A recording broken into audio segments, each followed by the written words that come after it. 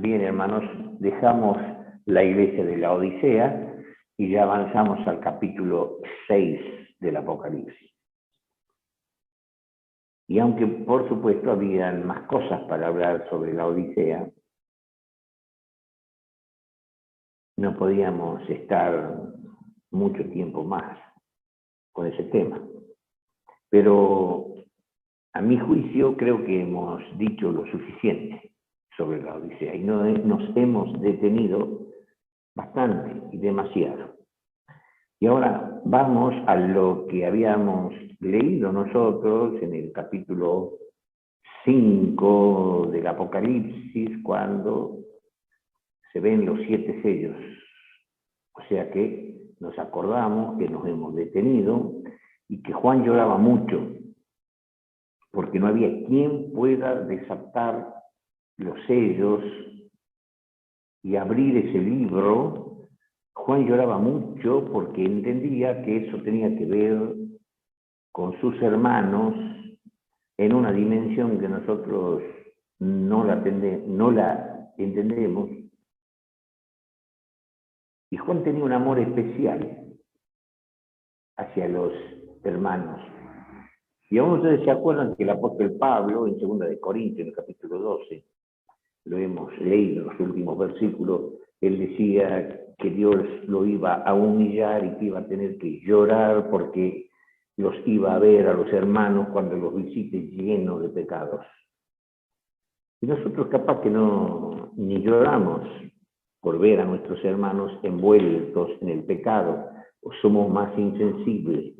El apóstol Pablo amaba, pero a muerte, a sus hermanos, para decir esas cosas.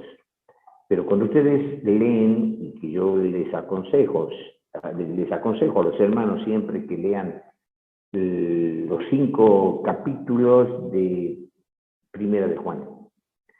Y ahí nosotros lo leemos al apóstol Juan explayándose sobre el amor. Y hermanos, yo no puedo decirles con unas cuantas palabras, tienen que leer los capítulos de la primera epístola de Juan. Y cuando ustedes leen y él habla del amor, el amor al prójimo, y el que no ama al prójimo no lo conoce a Dios, y habla, y lo que yo estoy diciendo no es nada, léanlo por favor, cuando tengan tiempo, y si no tienen tiempo, busquen el tiempo, pero ahí van a ver lo que es el verdadero amor que Dios exige que tengamos nosotros para con el prójimo, y que no lo tenemos, y que tenemos que tener ese amor.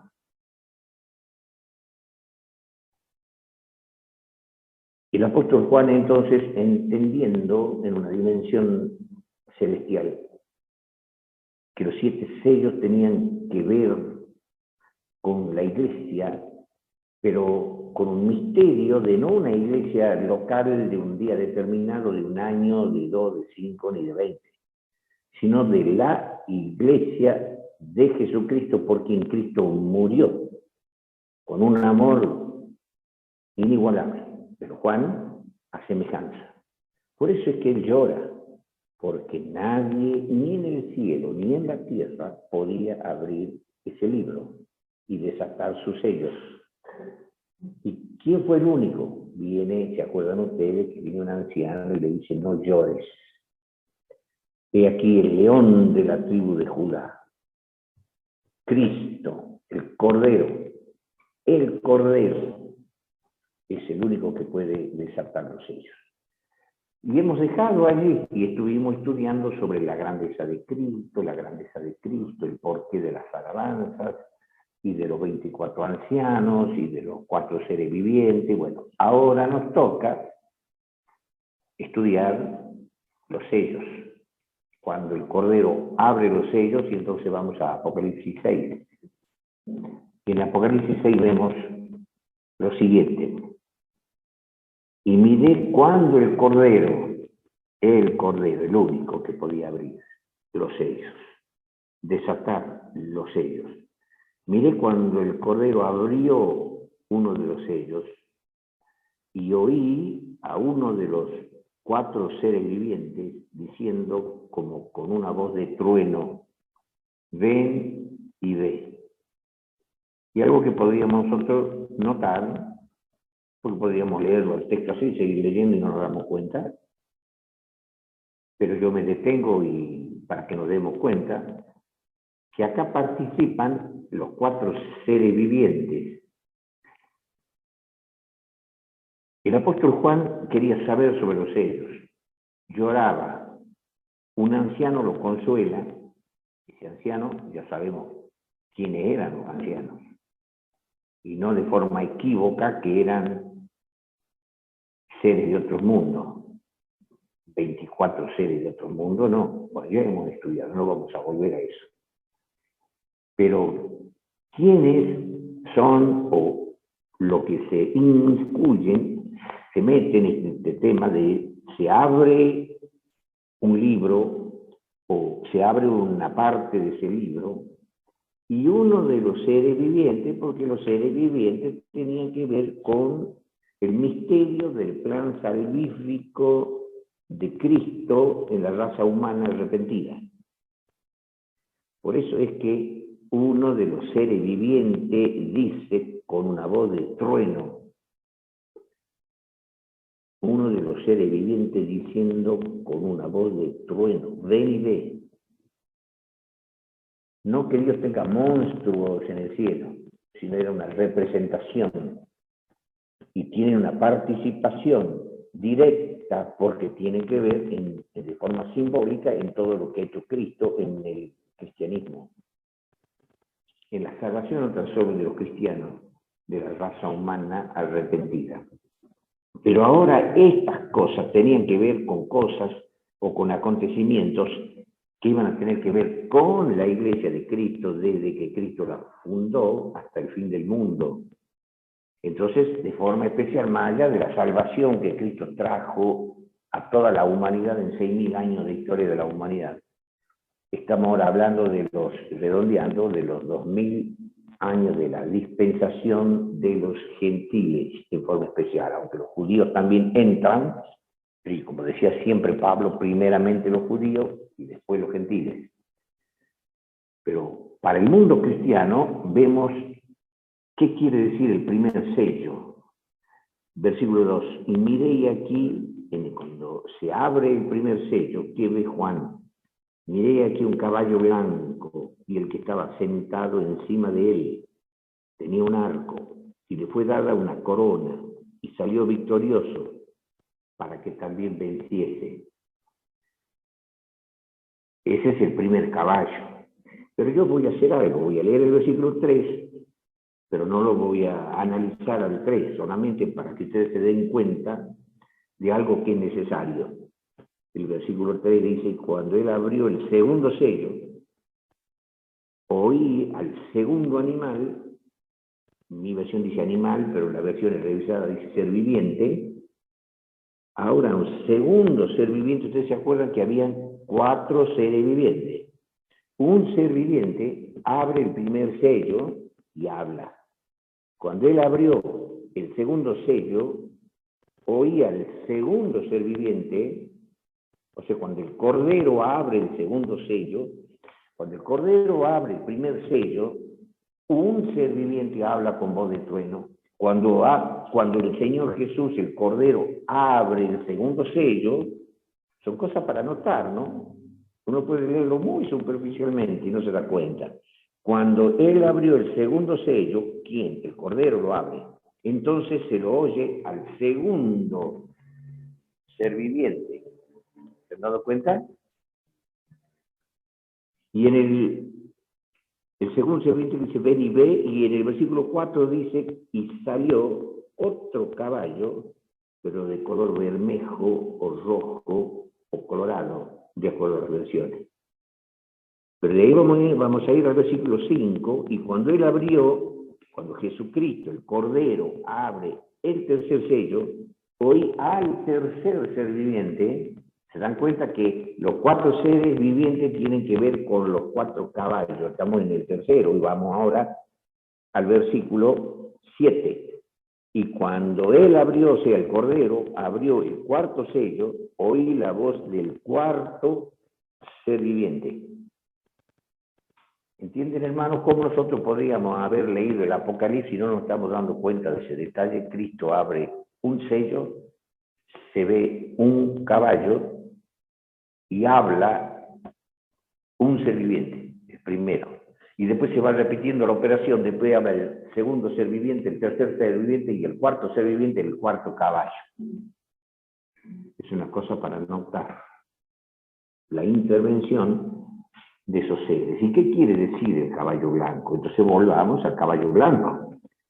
Miré aquí un caballo blanco y el que estaba sentado encima de él tenía un arco y le fue dada una corona y salió victorioso para que también venciera. Ese es el versículo 2. Bueno, hermanos, si ustedes se interiorizan y buscan a diferentes intérpretes del Apocalipsis, se interpreta de diferente manera. No creamos que los adventistas somos lo único que hemos ingresado en este campo interpretativo del Apocalipsis. No, hermano, hay muchos que lo han estudiado, no voy a decir que son cientos, pero de lo que se puede mencionar hay un listado de estudiosos, de teólogos, sacerdotes, y algunos, hay un sacerdote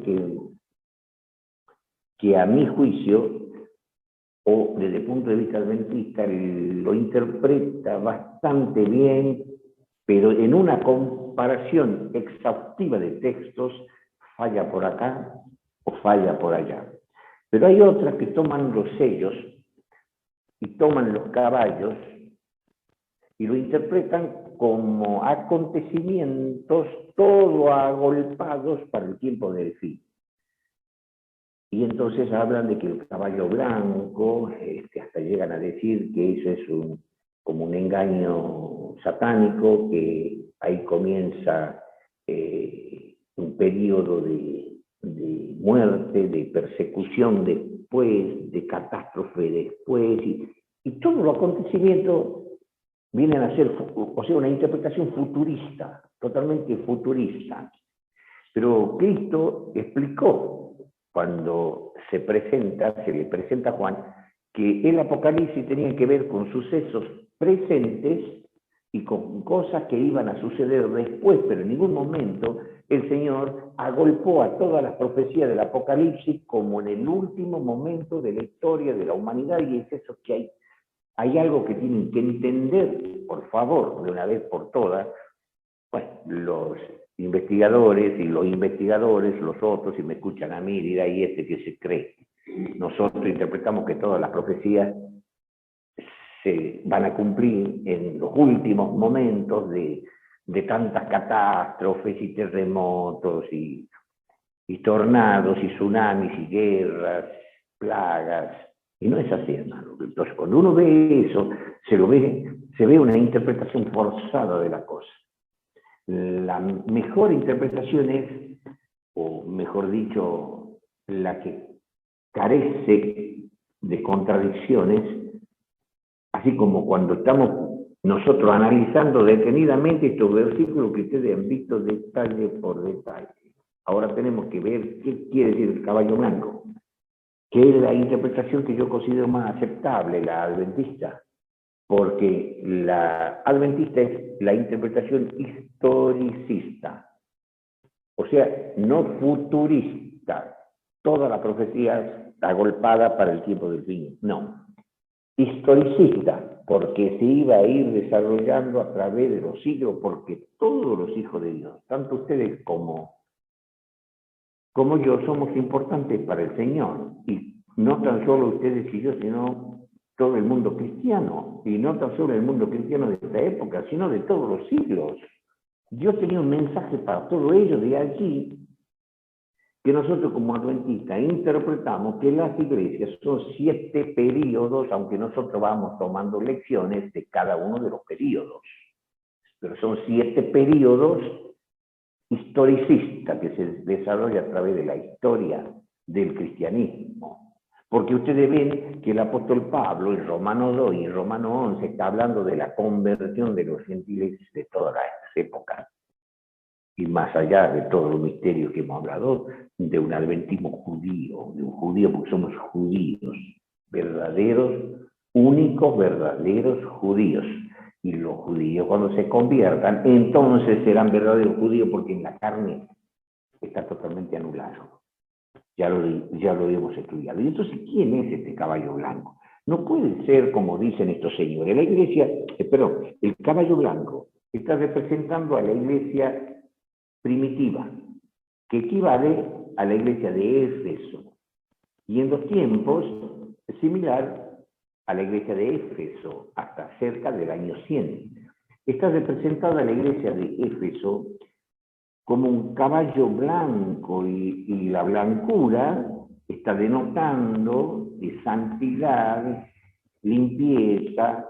Cuando hemos leído que los santos están vestidos de vestiduras blancas, está denotando santidad, perfección, triunfo en la obediencia a Cristo.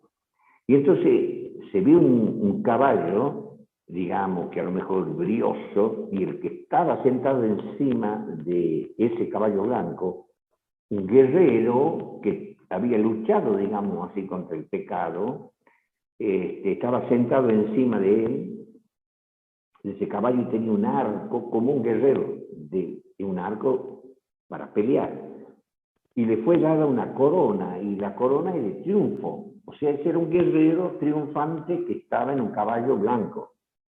Y le fue dada una corona y salió victorioso. ¿Por qué dice y salió victorioso? Porque tuvo un periodo de lucha y llega a salir victorioso, razón por la cual se le da una corona. Y entonces dice, para que también venciese, o sea que la carrera de vencer no terminaba. Nuestra vida es la santificación es una carrera, una obra de toda la vida. Tenemos que vencer hoy, tenemos que vencer mañana, tenemos que vencer pasado mañana hasta el día de nuestra muerte. Como dijo Jesús, sé fiel hasta la muerte y yo te daré la... Entonces, ¿qué es eso de coronavirus?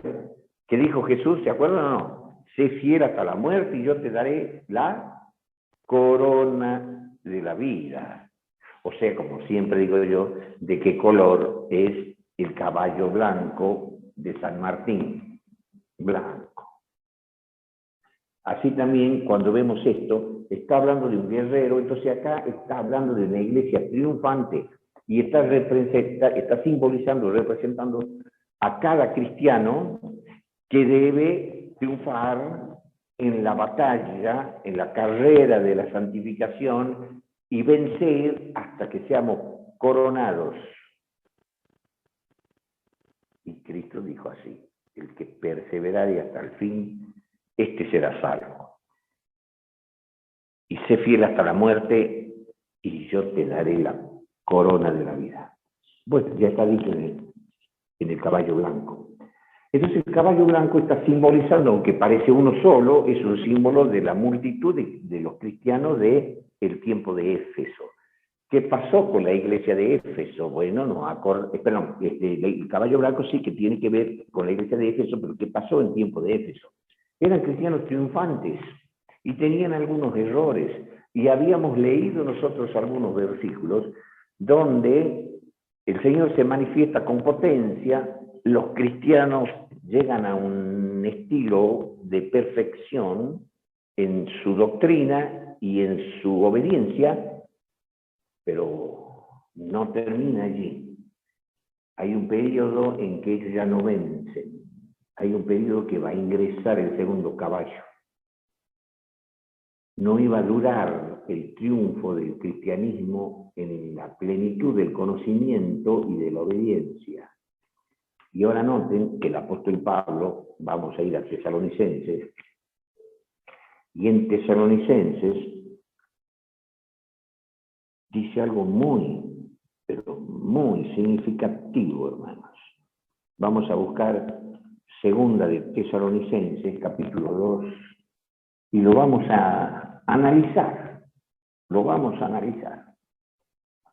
Miren la cantidad de cosas y el significado que había tenido segunda de Tesalonicenses, capítulo 2, versículo 1 al 11. Pero antes de eso, vamos a leer el capítulo 1, versículos 7 y 8, donde el apóstol Pablo, como introducción, podríamos decir, no nos olvidemos que si agarramos los originales, en los originales no vamos a encontrar el capítulo 1, capítulo 2, capítulo 3, ¿verdad? ¿Se acuerdan ustedes?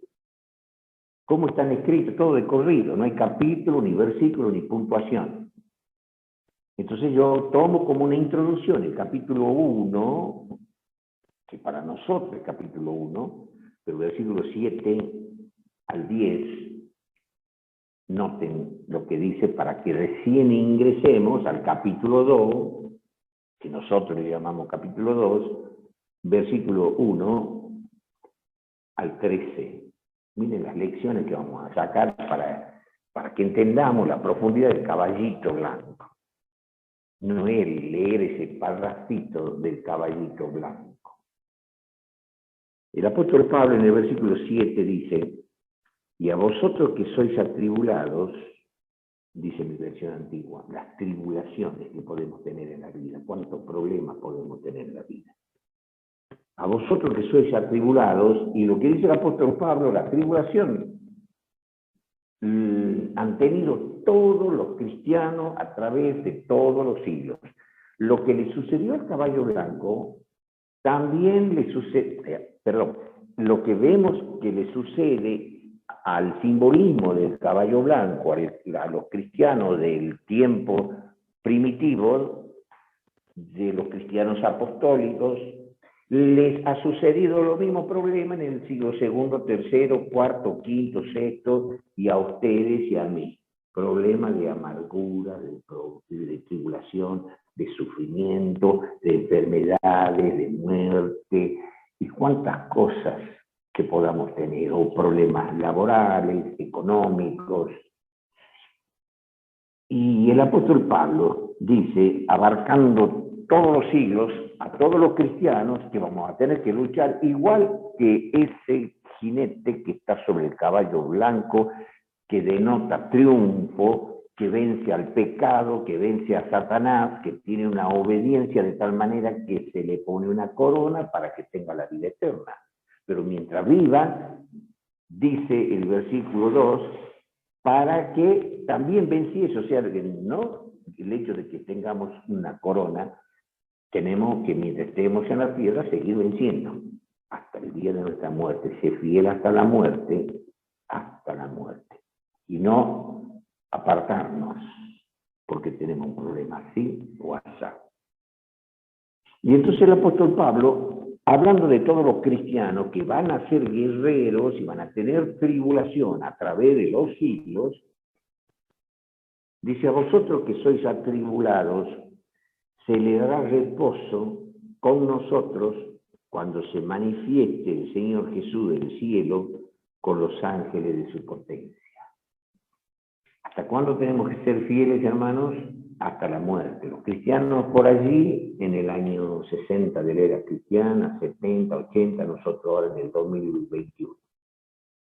Sé fiel hasta la muerte para ti, sé fiel hasta la muerte para mí, para que se les dé la corona de la vida a ustedes y a mí. Ser atribulados los cristianos del año 100, 200, 300, 500, 600, nosotros también. Nosotros, ¿hasta cuándo vamos a ser atribulados? Hasta que Jesús aparezca en las nubes de los cielos en gloria y majestad. A vosotros que sois atribulados, entonces, cuando se manifieste el Señor Jesús en el cielo con los ángeles de su potencia, ¿cómo vendrá? En llama de fuego, con una terrible gloria, para dar el pago a los que no conocieron a Dios, ni obedecen al Evangelio, ni obedecen. El guerrero aquel que estaba en el caballo blanco obedece. A los que no obedecen el Evangelio de nuestro Señor Jesucristo. Versículo 9, los cuales serán castigados de eterna perdición por la presencia del Señor y por la gloria de su potencia. Será una venida tan extraordinaria verlo a Cristo en gloria y majestad, lo máximo que los hombres puedan soportar, que ya vamos a ver en Apocalipsis. Todos los seres humanos que no estén preparados se van a morir de terror y de miedo, ya lo vamos a ver. Solo que me adelanto a decirles a ustedes que van a preferir y les van a pedir a las piedras y a las montañas que caigan sobre ellos y que lo aplasten. ¿Quién de ustedes sería capaz, si vamos todos juntos, salimos de paseo y vemos esos precipicios llenos de piedra, y comienza a haber un terremoto, y le digo, hermanos queridos, nos pongamos al pie de esta montaña para que caigan las piedras y nos aplasten, y haya un deslizamiento y nos aplasten? ¿Qué me dirían a ustedes? Que yo estoy mal de la cabeza. ¿Y qué haríamos? Automáticamente saldríamos corriendo. Bueno, en Apocalipsis, ya lo vamos a ver, le van a pedir a las piedras y a los montes diciéndoles, aplastarnos, para que no veamos la cara de aquel que está sentado en el trono y de la ira del Cordero. Qué triste la ira del Cordero. El Cordero que para nosotros es el Señor que viene a salvarnos, el Cordero de Dios que tanto sufrió. Pero llega un momento en que no tiene esa misericordia perdonadora para el impío que se ha aprovechado de la misericordia de Cristo, viene a destruir. Y es una ira tan terrible que produce un gran terremoto que tiembla toda la tierra, se agrieta toda la tierra, desaparece Misra, todo el mundo es sacudido, hasta el cielo se va a sacudir frente a la gloria de Jesucristo. Y los malos van a decir aplastarnos y escondernos. Aplastarnos, y entonces imaginariamente nos ponemos al pie de la montaña y caen las piedras, por favor, aplastarnos y escondernos de la cara de aquel que está sentado en el trono y de la ira del Cordero, porque ¿quién podrá estar firme? A eso es lo que dice el apóstol Pablo, los cuales serán castigados de eterna perdición por la presencia del Señor y por la gloria de su potencia. Pero diametralmente opuesto, versículo 10, cuando viniere para ser glorificado en sus santos. Cuando nosotros veamos ese espectáculo y estemos preparados, vamos a decir, pero qué cosa bella. Y lo vamos a ver a Cristo hermoso, con semejante brillo, resplandor, hasta donde los mortales puedan ver, y ahí el Señor nos transforma. Y en cuanto nos transforma en un abrir y cerrar de ojos, nuestros ojos quedan capacitados para ver lo máximo que una criatura creada, glorificada, pueda ver. No sé si entienden. Nosotros ahora lo veremos a Cristo y diremos qué cosa bella. Y de él va a brotar un amor tan grande y una felicidad tan grande de decir, hijito, vengo a buscarlos. Él va a sentir una felicidad divina. La felicidad divina escapa al conocimiento nuestro y a los sentimientos nuestros. Él viene feliz y denota en su rostro un amor, una felicidad, una alegría divina. Nosotros humanos vemos que brota de él una cosa hermosa, divina, vamos a decir nosotros, pero nosotros mortales no podemos, aunque sea lo máximo, que podamos imaginarnos que el ser humano pueda sentir una felicidad enorme, no vamos a poder entender lo que él va a sentir. No sé si me explico.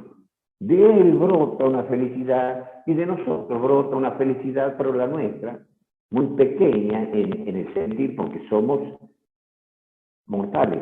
Primeramente, y al glorificarnos en un abrir y cerrar de ojos, ¿qué sucede?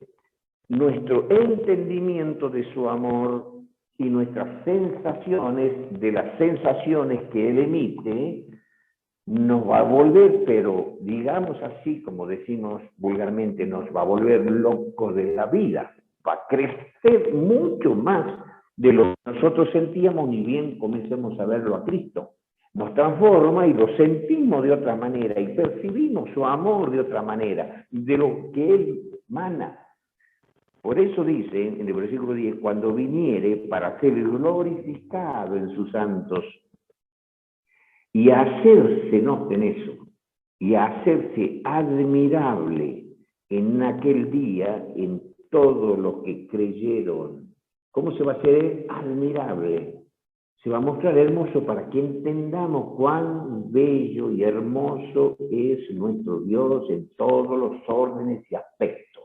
Es lo único, no puedo decir más perfecto que hay, no, es lo único perfecto por infinitud, perfecta en todos los sentidos de infinita infinitud. ¿Cómo más puedo explicarlo? Y nosotros vamos a estar gozándolo. Y los malos van a sentir al revés, van a ver la ira en ese rostro, la ira de Jesucristo, para decirle a las piedras y a los montes, aplastarnos y escondernos de la cara de aquel que está sentado sobre el trono y de la ira del Cordero, porque el gran día de su ira es venido, y quién podrá estar firme, y el fuego de Cristo los consumirá. Cuando el apóstol Pablo hace esta presentación, pero el versículo noten cómo termina, ¿por qué nosotros estaríamos diametralmente, de una forma diametralmente opuesta al otro grupo? Por cuanto nuestro testimonio ha sido creído entre vosotros. Hermanos, por cuanto hemos creído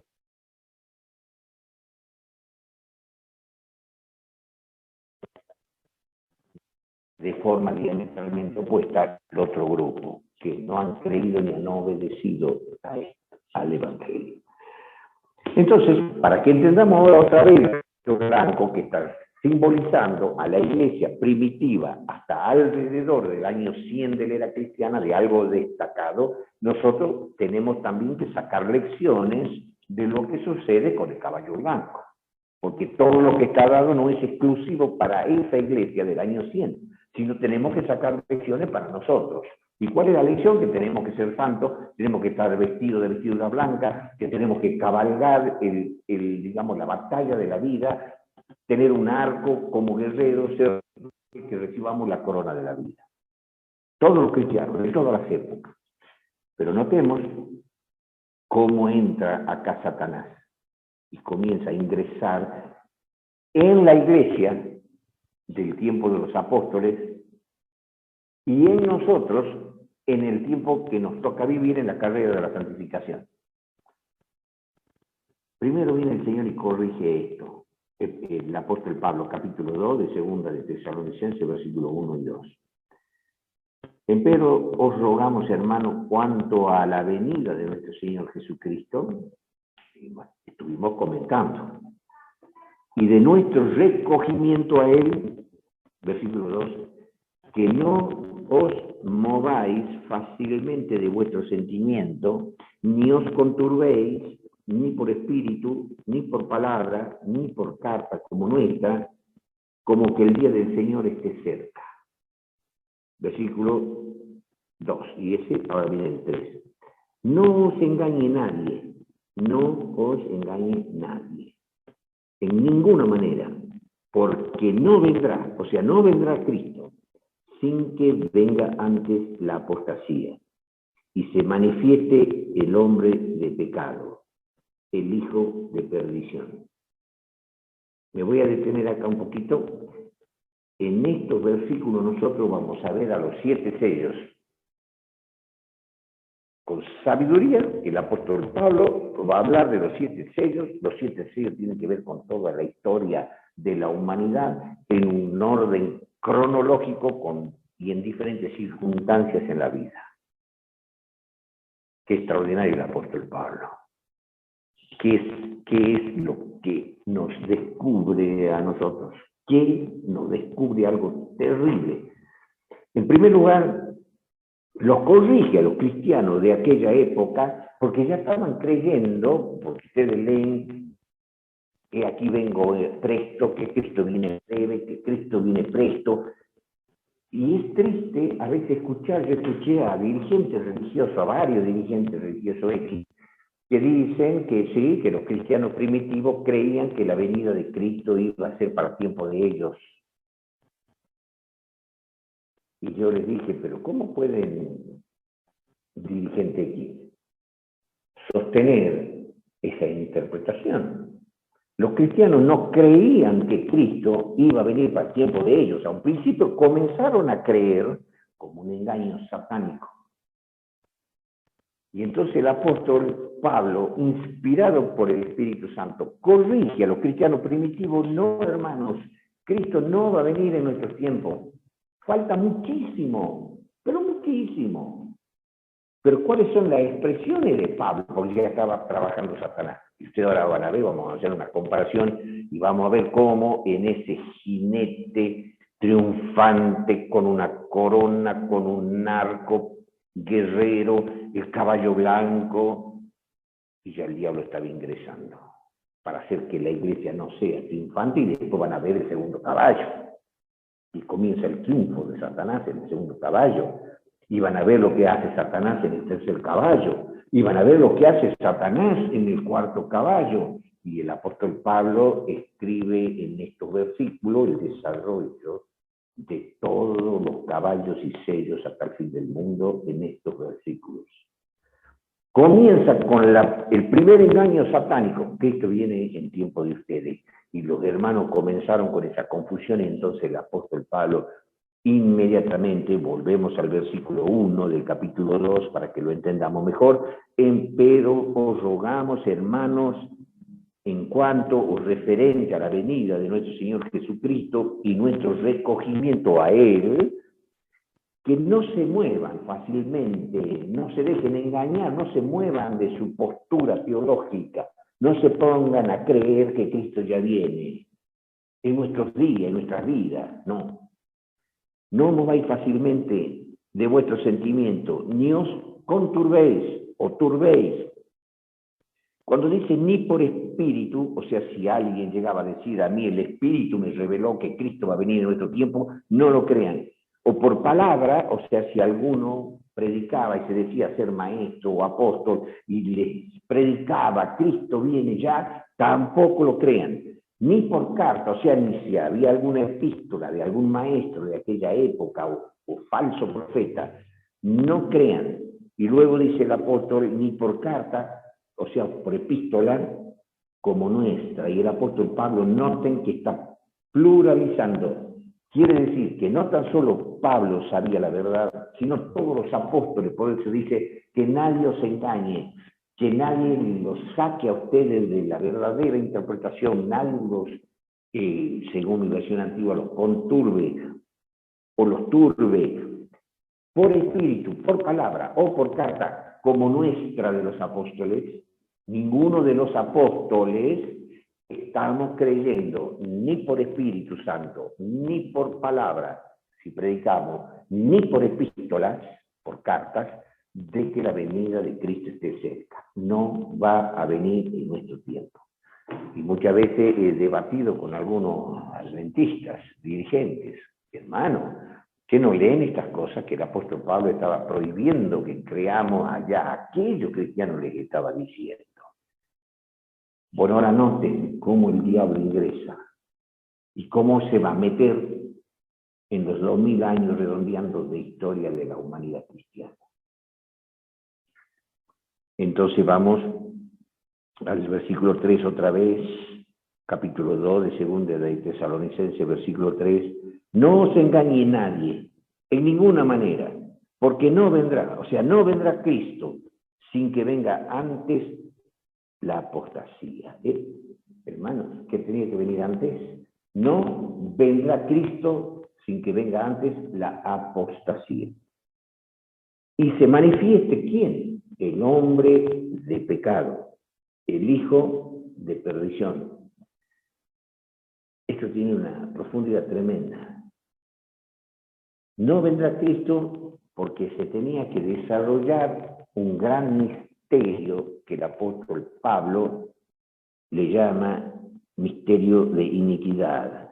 Tiene que venir un hombre de pecado que se destaque, y simbolizando a muchas cosas el hombre de pecado. el hijo de perdición.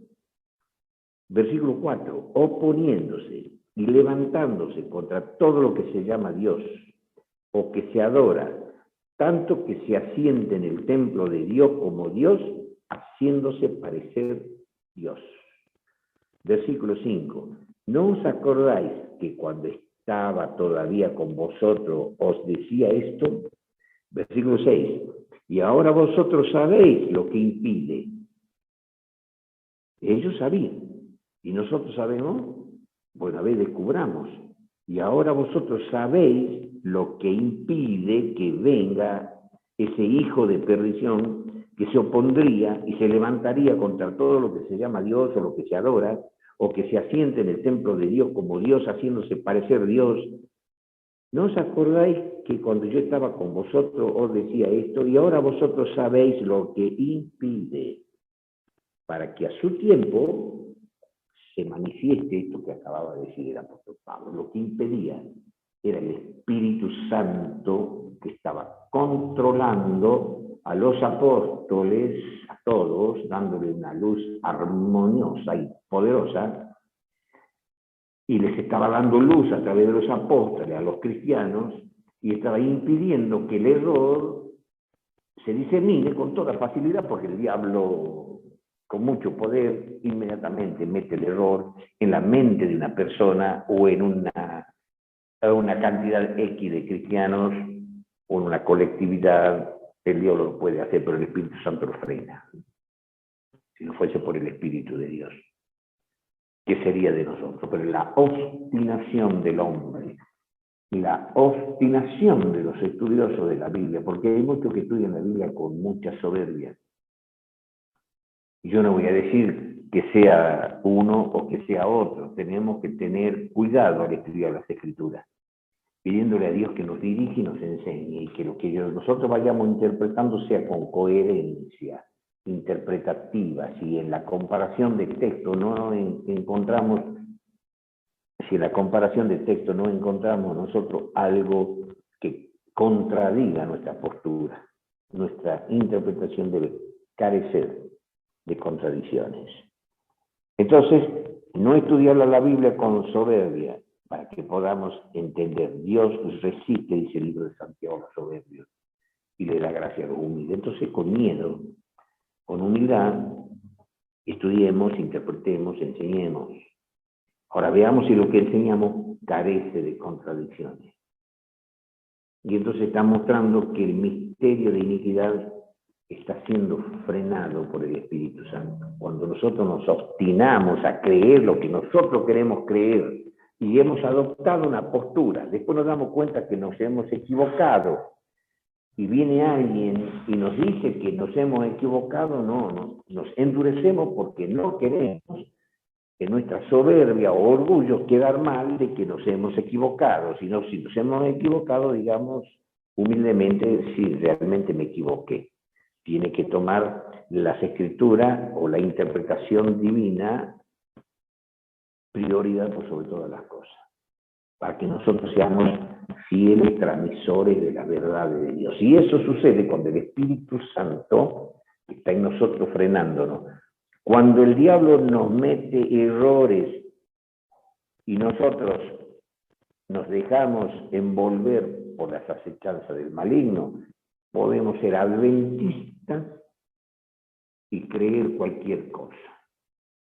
Hermanos, en este momento, aún en nuestra iglesia, hay muchas corrientes interpretativas en diferentes tipos de temas. Bueno, pero que se va a solucionar si somos humildes y gemimos y clamamos por salvación. Cuando venga la lluvia tardía, el Señor va a solucionar el problema interpretativo y va a salvar a aquellos que honestamente creen de una manera o de otra y son morales, listos para ser ciudadanos del reino de los cielos. Porque tal conocimiento o cual conocimiento no nos va a hacer mejores, sino que tendremos una luz como para gozarnos en una luz que realmente sea divina. Pero lo que tenemos que buscar, porque podemos tener una hermosa luz y admirarnos, pero nuestra vida privada ser pecadores. Volviendo a esto, el apóstol Pablo está diciendo, volvamos al versículo 6, y ahora vosotros sabéis lo que impide para que a su tiempo se manifieste. O sea, el Espíritu Santo estaba frenando ¿qué? Versículo 7, porque ya está obrando el misterio de iniquidad. Solamente espera, otra vez, que sea quitado de en medio el que ahora impide. Y entonces, cuando se quite el que ahora impide, ¿no? Porque lo dice 2 veces, y entonces cuando se vaya el que impedía que Satanás obre a gusto y piacere, el versículo 8 dice, y entonces será manifestado aquel inicuo, al cual el Señor lo matará con el espíritu de su boca y destruirá con el resplandor de su venida. Versículo 9, a aquel inicuo, o ese hijo de perdición que habíamos visto al principio, cuyo advenimiento es según operación de Satanás. ¿Y cómo vendrá?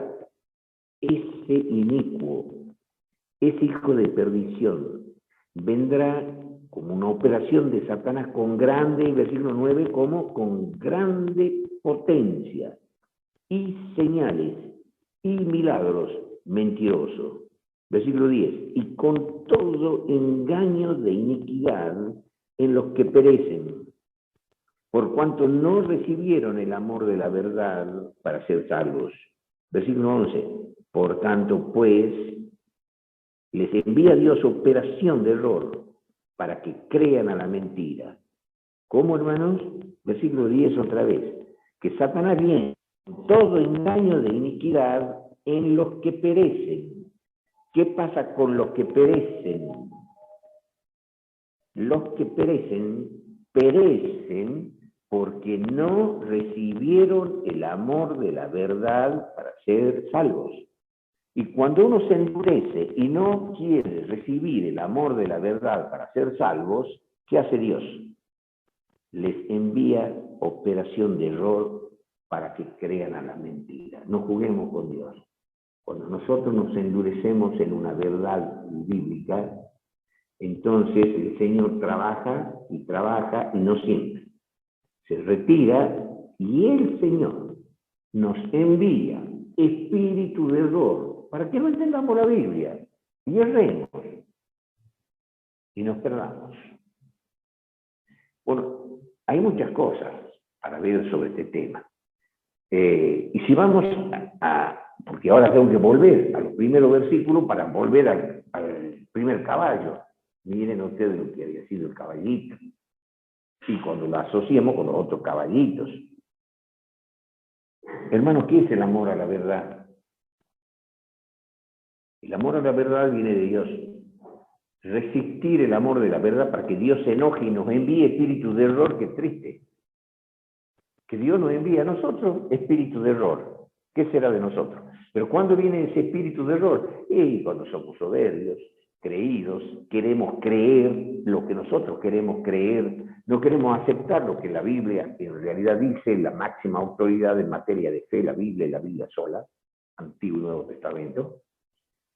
El amor de la verdad se va cuando lo resistimos. Viene por Espíritu Santo.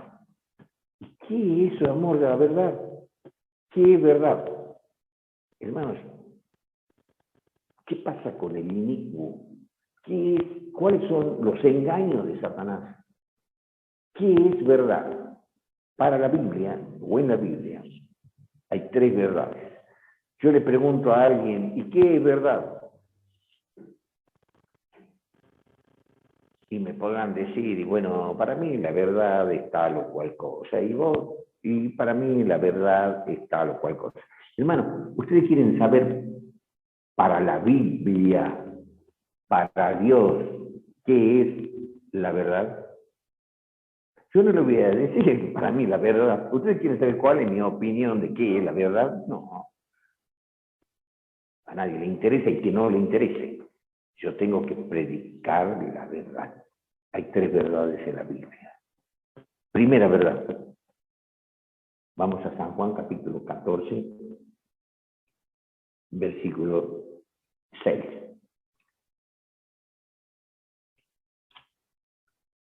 San Juan capítulo 14, versículo 6. Y de esta verdad, hermano querido, yo no me puedo detener, pero hay tanto para hablar de la primera verdad.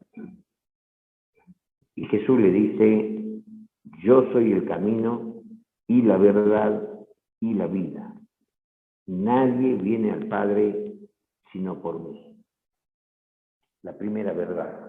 Cristo, entonces vamos, si tuviésemos que ir a la comparación de texto, Cristo es la única verdad como Salvador, como intercesor, como abogado, como sacerdote, como Cordero de Dios, como la víctima que muere en reemplazo del hombre pecador arrepentido.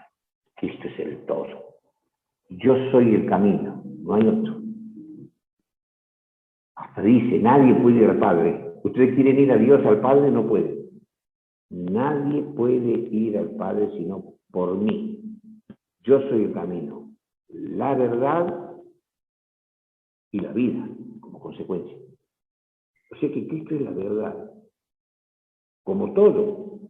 Entonces, encontramos en Timoteo, y les voy a participar de esa verdad, por qué el inicuo, aquel hijo de perdición, aquel hombre de pecado, con todo engaño de Satanás, hace grandes señales y milagros terribles, mentirosos, con tal de llevar a muchísima gente al error y a la perdición y quitarles el amor a la verdad. Y que es verdad, entonces, ¿por qué el diablo quiere quitar el amor de la verdad? Hasta que se enoje el Señor y diga, tanto has rechazado la verdad, bueno, ahora yo te doy espíritu de error, cree lo que quieras. Y ahí habrá un gran mundo de cristianos, la Babilonia, y un grupo pequeño de pueblo de Dios que huirá de la Babilonia. Y entonces veamos en segunda de Timoteo,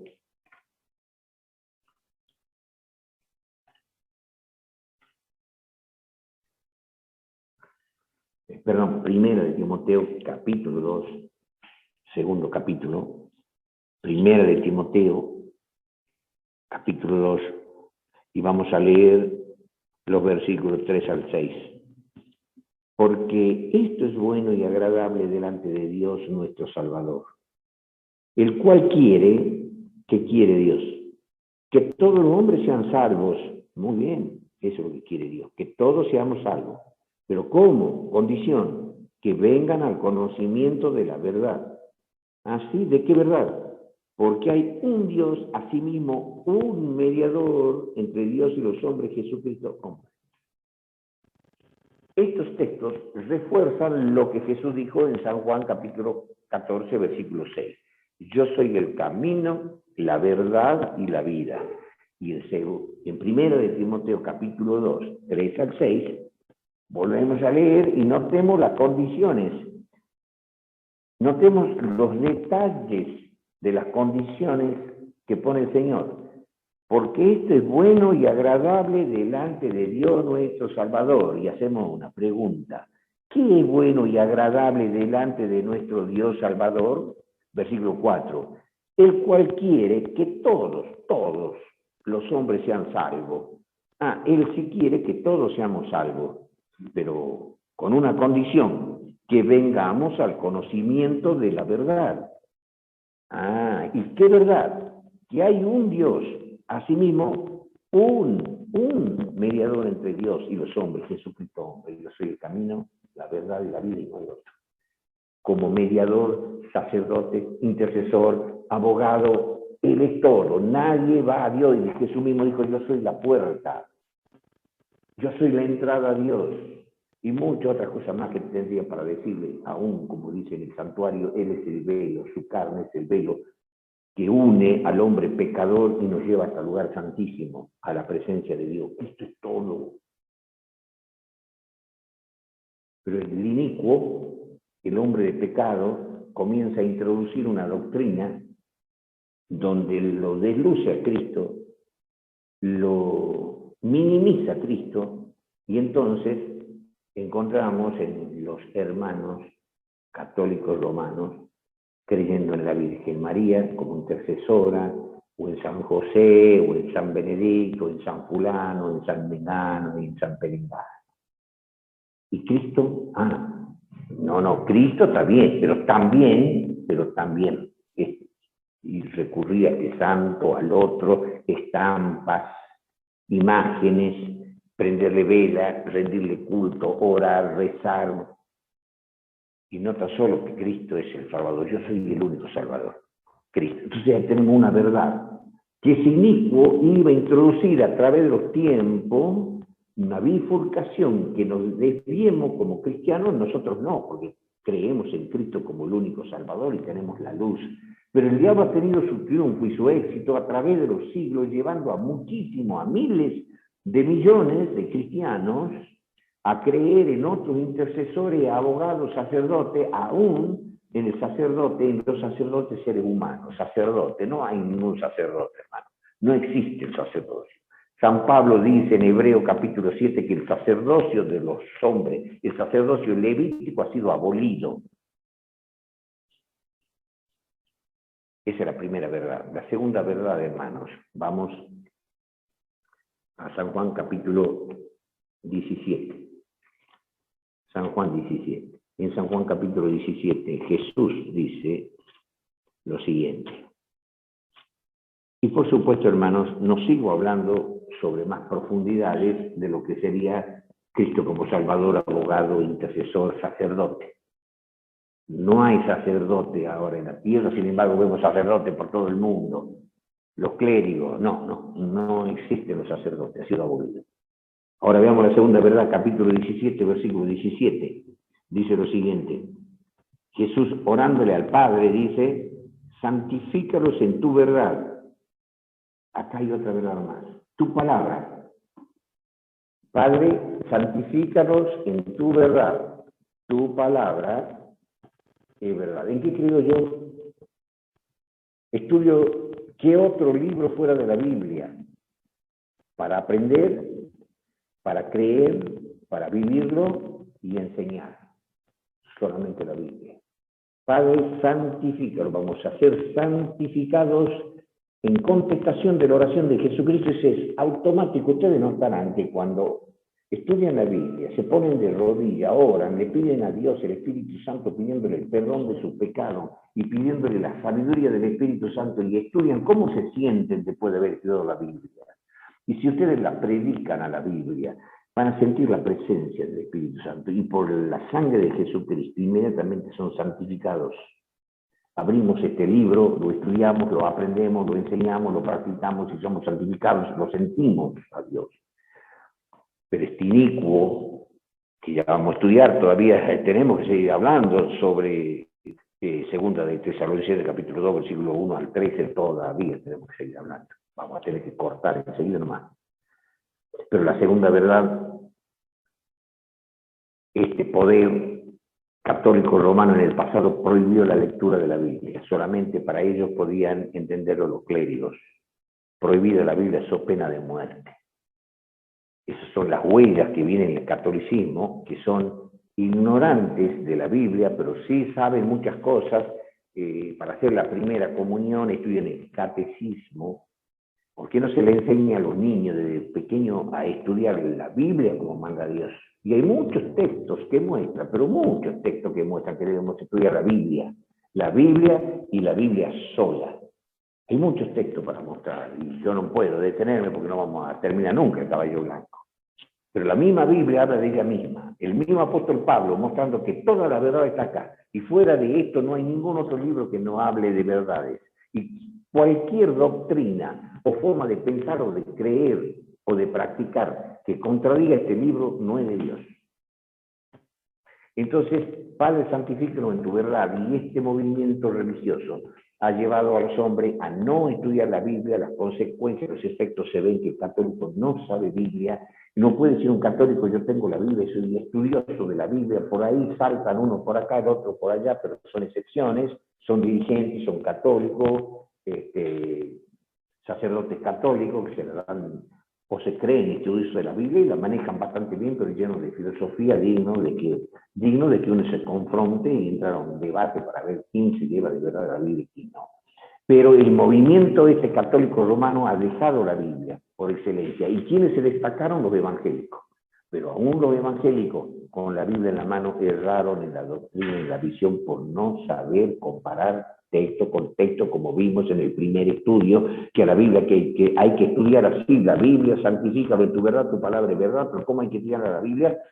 La palabra de Jehová será mandamiento tras mandamiento, renglón tras renglón, línea sobre línea, un poquito aquí, un poquito allá, y si no lo estudiamos así, quedaremos quebrantados, enlazados y presos en el error. De allí que muchos estudiosos de la Biblia son testigos de Jehová, son mormones, son evangelistas libres, son evangelistas bautistas, son metodistas, son. Y hasta hay adventistas que no saben comparar texto con texto, y dentro del adventismo tenemos quienes creen de una manera, quienes creen de otra manera, tienen una corriente, tienen otra corriente. Cuidado, es peligroso. Satanás busca de meterse por todos los costados. Padre, santifícalo en tu verdad. Tu palabra es verdad, pero tenemos que saberla estudiar, como dice Isaías, capítulo 28, versículos 7, 9, 10 y 13, como hemos estudiado en el primer estudio cuando comenzamos el Apocalipsis. Y ahora vamos a la última verdad. Entonces, en la primera verdad, Cristo como Salvador, bueno, digamos que creen todos, pero creen mal. El único Salvador es Cristo, pero los evangelistas no. Los evangelistas sí creen en Cristo como único Salvador. Ahí el evangelista se salva en esa verdad, como el único Salvador. Y la Iglesia de Roma, bueno, tiene muchos ayudadores con ese Cristo. Pero el evangelista y nosotros creemos en Cristo como único Salvador. Viene la segunda verdad, estudiar la Biblia. Los evangelistas sí creen en la Biblia y estudian la Biblia y enseñan la Biblia y pelean con la verdad de la Biblia, pero no la saben comparar. Entonces, notan ustedes el peligro, como Satanás obra en la primera verdad, como obra en la segunda verdad, pero en la tercera verdad caen todos los cristianos, menos los adventistas. ¿Cuál es la tercera verdad? La tercera verdad, Salmo 119.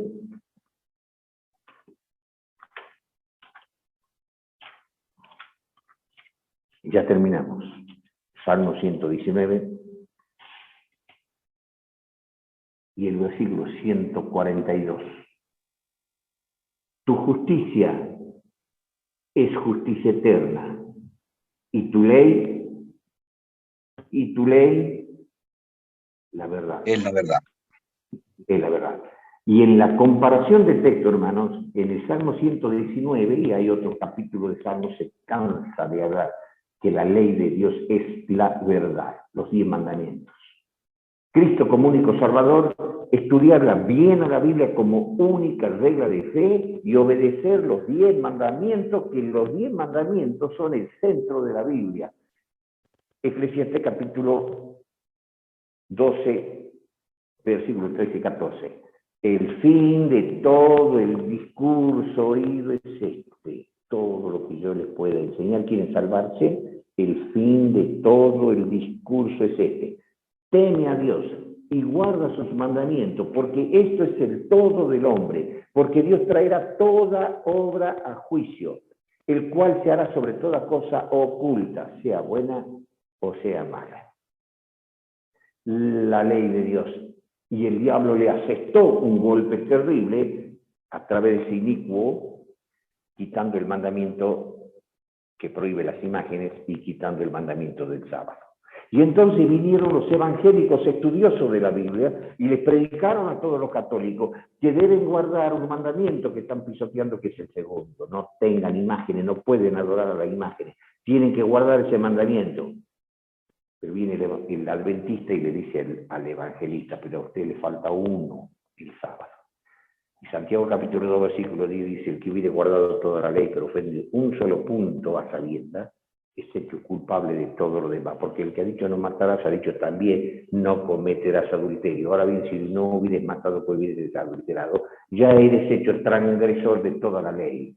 Así hablar y así obrad, dice el versículo 13, porque habéis de ser juzgado por la ley de Dios. Hermanos queridos, esa es la verdad. Entonces, lo que nosotros notamos en el versículo 13, ya para terminar, de segunda de Tesalonicenses, capítulo 2, versículo 13, sería versículo 12 y 13, que por resistir al amor de la verdad, Cristo, la Biblia, la ley, Dios le envía operación de error, espíritu de error, para que crean a la mentira y se pierdan nomás. Entonces no resistamos al Espíritu Santo y nosotros se supone que no lo vamos a resistir. Pero Satanás se las ingenia para que dentro de esa profundidad de la verdad en algunas cosas, como adventistas conocedores, no estemos obedeciendo. Y esto se está buscando que dejemos de ser el caballo blanco triunfante para que pasemos a ser el caballo colorado, rojo, bermejo, o el caballo negro, o el caballo amarillo. Vamos a continuar, si Dios quiere, el próximo sábado, si Dios nos da vida y salud. Gracias por la atención, hermano, y que Jesús los bendiga.